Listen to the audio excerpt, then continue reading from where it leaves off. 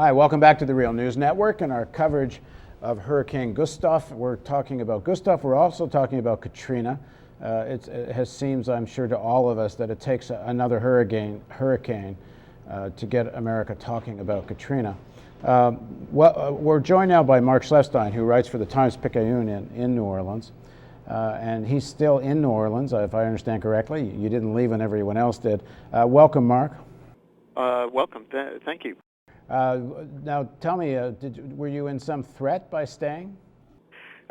I guess so. The storm, by the time this morning came around, it was clear this storm was smaller than expected, and fortunately it moved enough to the west of us that it was not a major threat in terms of life or limb.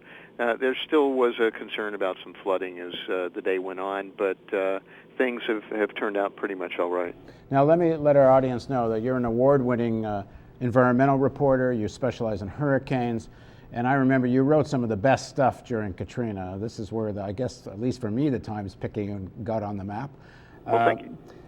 So tell us a little bit about what went wrong in Katrina, and if this storm had hit New Orleans with the same force of Katrina, would things have been any different? Yeah, and it gets a little bit complicated, but basically what happened with Katrina was that you had a major hurricane hitting us. It actually did weaken just like this one did before it made landfall, but it was right near the city.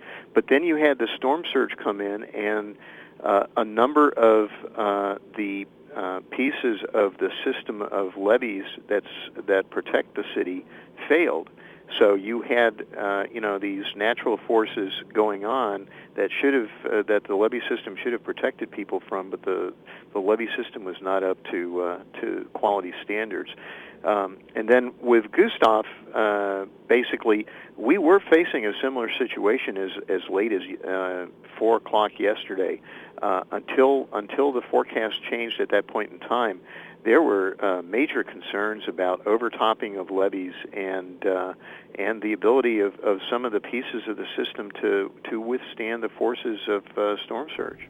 So the original problem with Katrina was I understand it, a lack of commitment both on the spending side and the execution side to defending New Orleans. I remember reading many articles, probably some of yours, that it wasn't like it wasn't known this could happen. There just seemed to be an inertia about doing something about it. What has your reporting, first of all, led you to conclude about who's to blame for why Katrina became such a disaster? Well, there are many levels of blame that go, even down to our newspaper. But in terms of the actual event itself, the major blame has to be placed at the feet of the Army Corps of Engineers, whose designs were incorrect. They blew it, basically. They misunderstood in a variety of different places the forces that could occur from hurricanes, and actually they misunderstood what kinds of hurricanes could exist in the Gulf of Mexico. And so the system was not designed properly. That seems hard to fathom. I mean, how they have available to them the best science one could go out and buy. How could they be so wrong? Well, for all of the levee system in the New Orleans area had actually been authorized 40 years ago.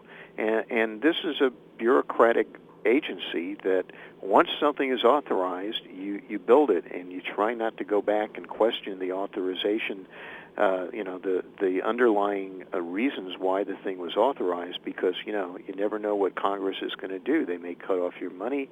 It might be just too difficult to get the money.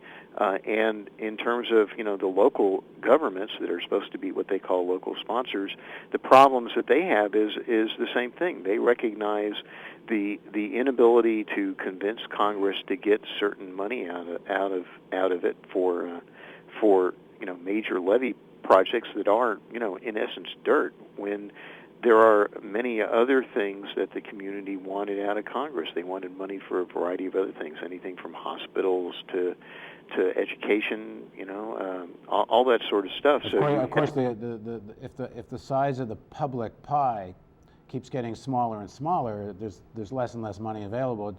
So isn't this part of a question of just what kind of commitment does government have to public infrastructure?